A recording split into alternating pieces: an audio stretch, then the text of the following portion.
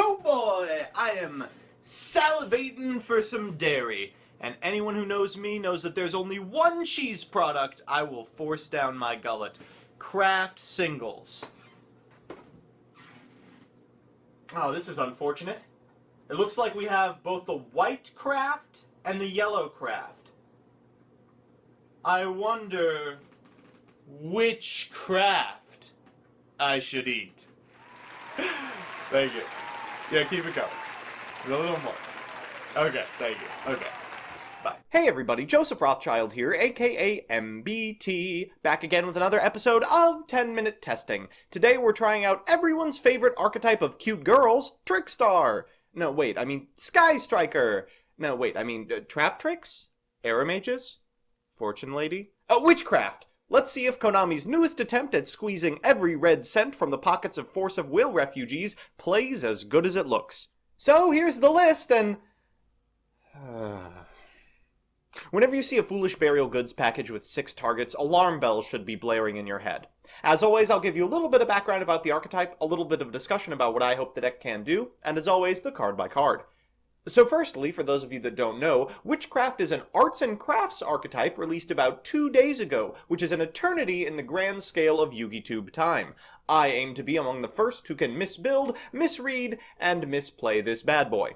The Witchcrafts are divided into 2 categories of monster, the big ones and the little ones. The big ones, Adel, Mastervare, and Hane, all have sweet effects you can trigger as a quick effect by discarding a spell card. The little ones, Ponter, Pitor, and Schmidta, have the ability to special summon a Witchcraft from deck by discarding a spell card, and each of them have graveyard effects as well. Their associated spells are extremely powerful. There are Rhodas, Reborns, and Protectors among their ranks, and each has the ability to return to your hand or field during the end phase, provided you didn't use them this turn.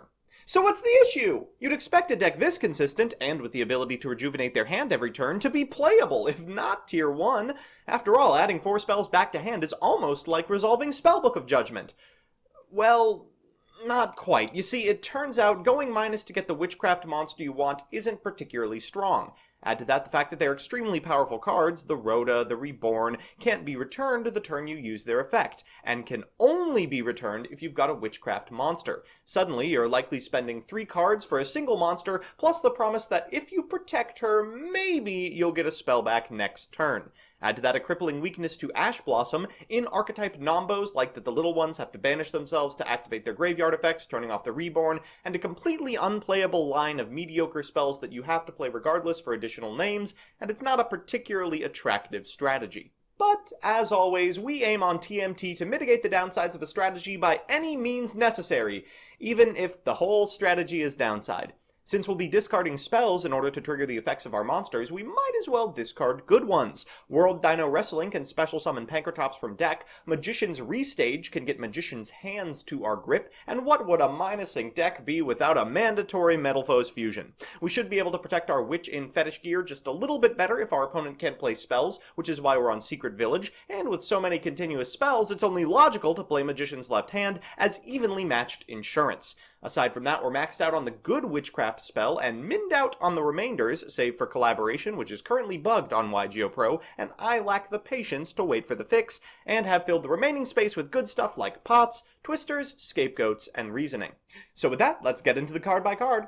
First, we're on Pankratops as our lone World Dino Wrestling target, one each of the big witches, Adel, who specials from hand and graveyard, Vare, who negates effects and can reveal spell cards in hand to increase a monster's attack, and Hane, who is basically just Trident. After that, we've got 3 Schmidta, who specials from deck and can be banished to send a Witchcraft spell to the graveyard for easy access at end step, and Pittore, who specials from deck and can be banished to cycle a Witchcraft from your hand. Notably, we're not playing Potier, since her effect isn't particularly useful and we want to draw as few monsters as possible. For spells, we're on 3 Creation, the Rhoda, 1 Sabotage, the Reborn, 1 Draping, which bounces back row, 1 Buy Street, which protects witches once per turn and can fill in for the cost, returning to the continuous zone instead of your hand after use.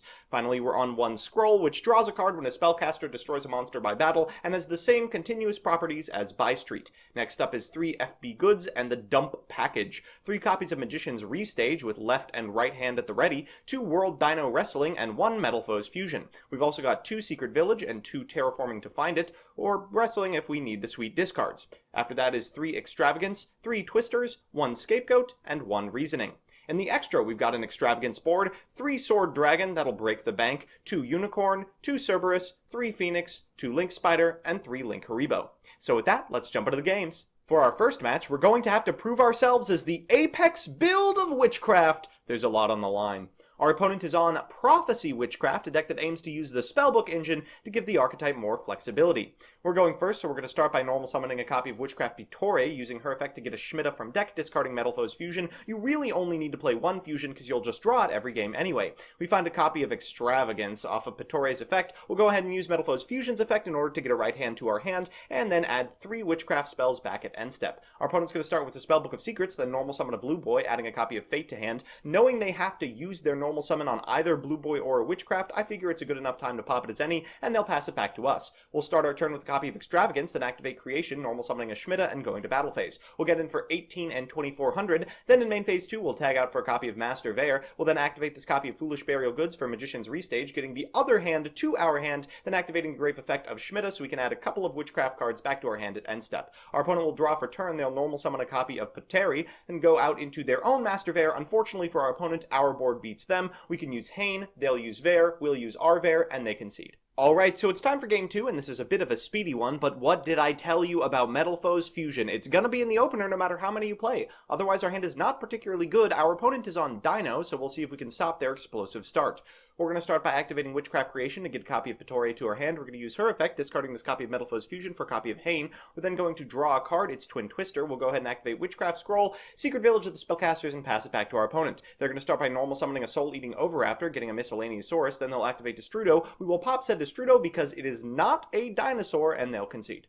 I wasn't lying about the speediness of that last game. Either you're able to establish a turn 1 Trident Lock and +3 every turn, and it's very difficult for your opponent to claw back into the game, or you lose on the spot. Said gameplay is going to happen right now against a meta-adjacent deck in a best-of-3 Gardragon. Understand that this deck is not competitive against the top 3 decks in the format and cannot take consistent games off of Sky Striker, Thunder Dragon, or Altergeist, so I thought maybe we'd have a little fun. We get to start, which is excellent. We're going to start by normal summoning a Schmitta. We'll activate her effect, and yeah, there it is, Ash Blossom and Joyous Spring. Well, we've been 2 for 1. At the very least, the card we sent was Restage, so we can get right hand. We'll activate Foolish Burial Goods for a copy of Metal Foe's Fusion, and we draw into left hand. Fantastic. We'll pass it back to our opponent. They'll start with a Draconet. Draconet is going to get a Lustria from deck. They'll then go into Eve the World Chalice Miko. Afterwards, they're going to activate Gardragon the World Legacy and get a Rocket Synchron from deck before going into Crystron Needlefiber and triggering the effect of Miko for a Gardragon. They'll then get a Rocket Synchron, activate Signet Mining for another copy of Draconet, and go into a couple of Gardragons. That's going to get a Red Eyes Darkness Metal Dragon from deck, followed by a Rocket Synchron from Graveyard and a Boral Sword Dragon. Red Eyes Darkness Metal returns, along with Magna Rocket Dragon, which makes a Garpian, and Crystal Wing Synchro Dragon. From here, there's no reason to play it out. So as you can see, the deck suffers a crippling weakness to Ash Blossom and Joyous Spring. Unfortunately for our opponent, they have not drawn it in game 2, and our opener looks great. We're going to start by activating Pot of Extravagance, drawing 2 cards off the top of our deck, and what do we find but Hain, always. We're going to activate Witchcraft Pittore to get Adel from deck, then activate Magician's Restage and Adel's effect in order to get the Hain onto our side of the board. We're going to activate Foolish Burial Goods before setting Scapegoat and activating Right Hand. We're going to add 2 Witchcrafts back and pass it back to our opponent. They're going to start with a copy of Draconet. I don't think we can stop them except in the very early stages, so we'll do that. Popping this copy of the Gardragon, they'll activate Signet Mining, which of course is negated, followed by a Destrudo, but they can't pop off from this position, so they're just going to pass it back. We're going to activate the effect of Pittore, then make quick work of this Destrudo with our Hain. We're going to attack directly for a significant amount of damage, then at end step add a couple of Witchcraft spells back to our hand and our side of the field. Our opponent for turn draws a copy of Called by the Grave. A little late on that one. We're going to draw for turn and get in for lethal damage, first with our copy of Hain, then drawing a card off of Scroll, then with our copy of Adel. Alright, so it's time for game 3, and here you will experience the deck's biggest weakness of all, a weakness that I have hidden until this very last game, the fact that sometimes you have to go second. Our opponent is going first, and we only have one way to get a Witchcraft to our hand. They're going to start by activating the effect of, well, Draconet, getting a Gardragon from deck. They'll then use both of those to go to Eve the World Chalice Miko. Afterwards, they're going to activate Signet Mining. God, that's such a good card. Before activating Gardragon the World Dragon Legacy and going into Crystron Needlefiber. Needlefiber is going to trigger along with Miko to get both a World Chalice Gardragon and a Rocket Synchron from deck. They'll go into 2 Gardragons and activate the effect of LP to get a copy of Red Eyes Darkness Metal and get Rocket Synchron back. They'll go into Boral Sword Dragon, bring back Red Eyes Darkness Metal Dragon, then special summon Horus the Black Flame Dragon level 6. They'll go ahead and activate the effect of a Garpian for Hot Red Dragon Archfiend Abyss. We're going to start by activating Creation, they'll negate our face-up card, and that looks like it's going to be the end of the game. Well, we can send World Dino Wrestling for Dino Wrestler Pankratops. They switch it to defense position, so we'll just have to be satisfied with destroying the Boral Sword, and unfortunately that is lethal damage we're staring down. They're going to start moving things, and I'll concede. So, we're back with the deck. And it's bad, clearly. But when has that ever stopped us before? As with any deck, it's got its pros and cons, so let's check those out. First, the pros. It's consistent. There's a lot of dudes and draw spells, so you'll likely always be able to find your playmaker. 2, Trident is a big deal. Hane is all upside, and she's easily recurable through Sabotage or Adel. And 3, Secret Village of the Spellcasters completely shuts down a significant portion of decks. The ability to flex negate trap removal with left hand can also set up some crusty game states for players who expected Heavy Stormduster to carry them through village removal. And the cons. 1, the deck's linear game plan is just not enough. It doesn't establish a meaningful clock, it's all telegraphed, and it can't compete with the resource loops of any meta deck, be it Striker, Thunder, or Altergeist. There's just too much they get to do with too little. 2, the deck is atrocious going second. We can improve the matchup with cards like Twin Twisters and Pankratops packages, but nothing is going to be able to bring the game back from a position where your opponents had a free turn of setup, especially if they use it to plus, then just play a methodical resource war for the remainder of the game. This keeps you off of witches long enough to leave your spells stranded. And 3, it literally cannot beat a hand trap. I had calls in place of Twisters, but even that wasn't enough. Drolls, Ogres, and God forbid, Ashes make quick work of this strategy, especially if you intend to start your turn by 2-for-1ing yourself. All in all, it's not particularly explosive, it's not particularly good at grinding, and worst of all, it's not particularly fun. There's only so often you can pass on a Village and a Trident, hoping it's enough before your eyes sort of glaze over. I hope a second series of releases can improve this archetype, but you'd have to be some sort of practitioner of sorcery in order to accomplish a feat as difficult as that. So that's that. Sorry for the disappointment. I had kind of hoped this archetype would make waves instead of just being a deck that's unfun to watch, unfun to play, and not particularly competitive. If you want to see me play the decks I make on this show on stream, I'm on twitch.tv/mbtygo every Monday from 7 to 9 Eastern Standard Time, and if you have an idea for a deck or archetype you want to see on a future episode of this show, let me know in the comment section below and I'll do my best. Otherwise, I'll see you Thursday.